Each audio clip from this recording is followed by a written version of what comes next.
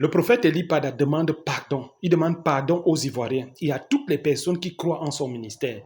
Alors, vous savez, il a prophétisé concernant l'histoire de la coupe là et tout ça. Voilà. Et il s'avère que ça ne s'est pas accompli comme il a dit. Alors, il a décidé de demander pardon. Il faut reconnaître en cela une humilité. Écoutez un peu attentivement et après, je ferai un commentaire. Shalom, shalom à tous les Ivoiriens, à toutes les Ivoiriennes, à tout le peuple de Dieu partout dans le monde entier. Alors ici, votre frère, votre serviteur et votre fils, prophète Élie Pada. Je viens ce matin devant vous parce que il était important que je sorte pour m'adresser à vous suite à une publication, à un post qui était sur mon mur il y a de cela 1 voire 2 jours. Avant tout propos, je voudrais vous dire que je suis l'auteur de ce post. Oui, je suis bel et bien l'auteur de ce post. Je n'en suis pas fier, mais j'assume le fait que c'est moi qui suis l'auteur de ce post. Je ne suis pas censé sortir et produire une vidéo. Je suis censé être dans un temps de silence et dans un temps de recherche de la volonté de Dieu pour plusieurs aspects. Et donc je suis censé être complètement éloigné de tout ce qui est réseaux sociaux. Évidemment, j'ai fait ce post suite à une forte révélation que j'ai reçue. Et donc, évidemment, j'ai pas réfléchi. J'ai pas réfléchi du tout. Et poussé par la passion du football, j'ai mis le post sur ma page. Alors, je voudrais ici demander pardon. Premièrement au Seigneur Jésus. Parce que c'est lui à qui j'ai fait le plus mal en publiant ce post. Sans son consentement. Je ne lui ai pas demandé son avis et j'ai mis le post. Je n'ai pas demandé du tout au Seigneur et j'ai fait le post. Et aujourd'hui, le nom du Seigneur est moqué partout, le nom du Seigneur est humilié, le nom du Seigneur est même traîné dans la boue, voire même blasphémé parmi les païens à cause de moi, à cause d'une faute grave que j'ai commise.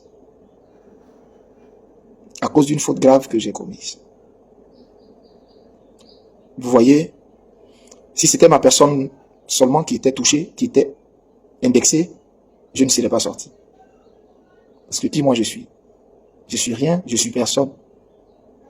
Mais le Seigneur Jésus est toute ma vie. C'est la raison de mon existence.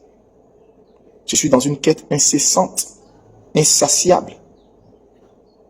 Que Christ soit formé en moi. Que Christ soit formé dans ma personne. Que Christ transparaisse en moi. C'est tellement pour moi une soif, une obsession, que le simple fait de savoir que j'ai fait quelque chose maladroitement, qui a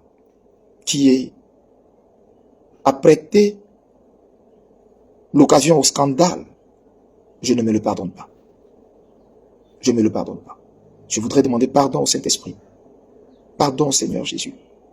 Je voudrais vraiment demander pardon à mon Dieu. J'ai compris la leçon. J'ai compris la leçon. J'ai compris la leçon parce que le Seigneur ne m'a pas demandé de faire ce poste.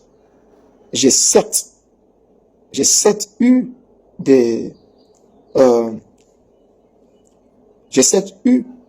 une vision ou peut-être un pressenti ou peut-être même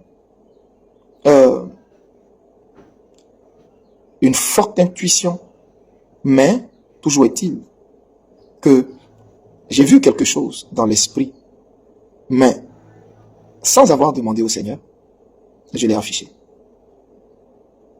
Je l'ai affiché. Et parce que je l'ai affiché, Dieu a voulu m'humilier publiquement. Dieu a voulu m'humilier publiquement. Et c'est publiquement que je viens demander pardon. C'est publiquement que je viens demander pardon au Seigneur, à tous ceux qui croient en mon ministère, qui croient que je suis un envoyé de Dieu et qui se sont sentis blessés de ne pas avoir vu ce que j'ai posté sur ma page se réaliser. Je voudrais leur demander pardon parce que leur foi a été touchée. Dans leur âme, ils ont été certainement affectés. Je vous demande pardon. Je vous demande pardon. Je sais que vous m'aimez énormément, mais vous souffrez quand je suis attaqué. Vous souffrez quand j'ai mal, quand je suis sali, quand je suis traîné dans la boue. Mais tout cela n'est rien. Le plus important, c'est que Christ, lui, soit glorifié. Que moi, ma personne, soit traînée dans la boue, cela n'est pas important.